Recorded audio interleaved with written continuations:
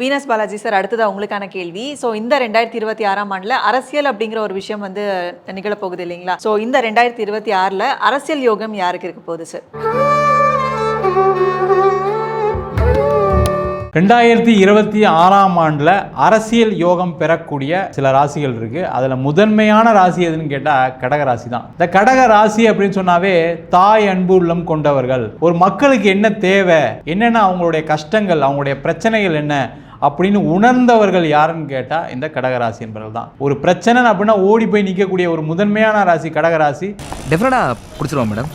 Very strong man. இந்த கடக ராசிக்கு ராசியிலே குரு பகவான் வராரு. அது மட்டும் இல்லாம 2ஆம் இடத்தில் கேது, 8ஆம் இடத்துல ராகு, 9ஆம் இடத்தில் சனி பகவான், பாக்கியஸ்தானத்தில் சனி. நம்ம ஸ்டேஷன் பிள்ளையாருக்கு ஒரு விளக்க போடுங்க, உங்க வாழ்க்கையே ஓகோன்னு மாறிடும். இப்ப நம்புறேன்டா ஜோசியத்தை. அதே மாதிரி 8ஆம் இடத்துல ராகு வந்தா என்ன சார் நடக்கும் அப்படின்னு கேட்டா, பலவிதமான பிரச்சனைகள்லாம் கடந்து, ஏன்னா அரசியல் அப்படின்னாவே ஒரு பெரிய யுத்தம் களம், அது அந்த களத்தை ஆடக்கூடிய முதன்மையான ராசியாக இந்த கடக ராசி என்பவர்கள் இருக்க போறாங்க. 2026ஆம் ஆண்டுல நிறைய, அதுவும் முக்கியமா எலெக்ஷன் வேற இருக்கு. கண்டிப்பா இந்த கடக ராசி என்பவர்களுக்கு வெற்றி உறுதியா இருக்கக்கூடிய ஒரு அற்புதமான ஆண்டா இருக்க போகுது. 7432 வாக்குகள் வித்தியாசத்தில் வெற்றி பெற்றுள்ளார். அடுத்தது வந்து பாத்தீங்கன்னா ரிஷப ராசி அன்பர்கள். நம்ம ரிஷப ராசி அப்படின்னு சொன்னாவே சந்திரன் உச்சமாகக்கூடிய ராசி. இவங்க எப்படின்னா ரொம்ப டவுன் டு எர்த்தா, ரொம்ப மக்களை எளிமையா சந்திக்கக்கூடியவர்கள். அவங்கள போய் பார்க்கணும் அப்படின்னா ரொம்ப ஈஸியா பாக்குற மாதிரி இருக்கும். ஹோட்டல திறந்து வச்சதுக்கு ரொம்ப சந்தோஷம் தம்பி. முதல் ஆளா நீங்க தான் சாப்பிட்டு போங்க. அந்த மாதிரி தலைவர்களை பெற்றவர்கள் இந்த ரிஷப ராசி அன்பர்கள். உங்க ராசிக்கு 11ஆம் இடம் சொல்லக்கூடிய சனி பகவான். இந்த சனி அப்படின்னு சொல்லக்கூடியது வந்து என்ன கேட்டீங்கன்னா மக்களை சொல்லும், மக்களுடைய எண்ணங்களை சொல்லும், மக்களுடைய வாழ்வாதாரத்தை சொல்லும். அந்த சனி 11ஆம் இடத்துல இருக்கிற மக்களுக்கு என்ன தேவை அதை சொல்லி வெற்றி பெறக்கூடிய ஒரு முதன்மையான ராசியாக இந்த ரிஷப ராசி என்பவர்கள் கண்டிப்பா இந்த 2026ஆம் ஆண்டுல ஜெயிக்க போறாங்க. அடுத்தது வந்து விருச்சக ராசி.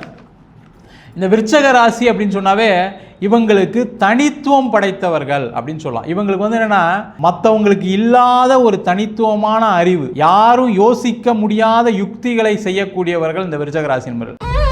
அது வர்ற வெள்ளிக்கிழமையே பண்ணணுமாமா. இந்த 2026ஆம் ஆண்டுல உங்க ராசிக்கு 9ஆம் இடத்துல குரு வராரு. அது மட்டும் இல்லாம 5ஆம் இடத்துல சனி பகவான், அவருடைய பார்வை 11ஆம் இடத்துல விழுது. 4 ராகு. பலவிதமான யுக்திகளை கையாண்டு இந்த வருஷம் எலெக்ஷன்ல கண்டிப்பா நின்று ஏதாவது ஒரு வகையில உன்னையும் வணங்குகிறேன், படைத்த சாப்பாட்டை பகிர்ந்துண்டு வாழும் பாசக்கூட்டம், நான் ஒரு சீட்டு வாங்கி வாழ்க்கையில இந்த வருஷம் நான் ஜெயிச்சே தீர்வேன்னு சொல்லி தீர்மானமாக ஜெயிக்கக்கூடிய அடுத்ததாக இருக்கக்கூடிய ஒரு ராசி என்பர்கள்ல இந்த விருச்சக ராசி என்பர்கள் முதன்மை பெறுகிறார்கள்.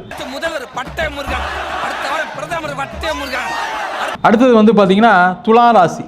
இந்த துலா ராசியில உச்சமாகக்கூடிய கிரகம் சனி பகவான். அதனால இவங்களாம் வாழ்க்கையில் கஷ்டப்பட்டு வாழ்க்கையில் உயர்ந்திருப்பாங்க. இவங்களுக்கு கஷ்டம்னா என்னன்னு தெரியும். ஒரு காய்கறி விலை தெரியும், ஒரு மளிகை சாமான் விலை தெரியும். அதனால மக்கள் எவ்வளோ கஷ்டப்படுவாங்கன்னு தெரியும். அந்த மாதிரி கஷ்டப்பட்டு வந்ததுனால இந்த வருஷம் துலா ராசி என்பவர்களுக்கு ராசிக்கு 10ஆம் இடத்துல குரு வராரு, 9ஆம் இடத்துல குரு பார்க்க போறாரு, 6ஆம் இடத்துல சனி இருக்க போறாரு. மக்களை வெல்லக்கூடிய ஒரு அற்புதமான அமைப்பு இந்த துலா ராசி என்பவர்களுக்கு உண்டு. அதனால அரசியலில் வெற்றி பெறக்கூடிய ஒரு முக்கியமான ராசியாக இந்த துலா ராசி இருக்க போது. அடுத்தது வந்து பாத்தீங்கன்னா மேஷ ராசி. இந்த மேஷ ராசி அப்படின்னு சொன்னாவே ஒரு தலைமை பண்பு கொண்ட ராசி. அவங்கள மாதிரி ஒரு நிர்வாகம் செய்யக்கூடிய நபர்கள் யாருமே கிடையாது. அந்த மாதிரி ஒரு நிர்வாகத்தை கொடுக்கிறதுக்கு தயாராக இருக்கக்கூடிய மேஷ ராசி என்பவர்களுக்கு உச்சம் பெற்ற குரு ராசிக்கு 10ஆம் இடத்தை பார்க்கிறதுனால கண்டிப்பா அரசியல்ல மிகப்பெரிய வெற்றி வாகை சூடக்கூடிய ஒரு அற்புதமான ராசியாக இந்த மேஷ ராசி என்பவர்கள் இருக்க போறாங்க. மேலும் ஜோதிட ரீதியான இன்ட்ரெஸ்டிங்கான விஷயங்களை தெரிஞ்சுக்கிறதுக்காக நம்ம அஸ்ட்ரோ தமிழா சேனலை ஃபாலோ பண்ணுங்க.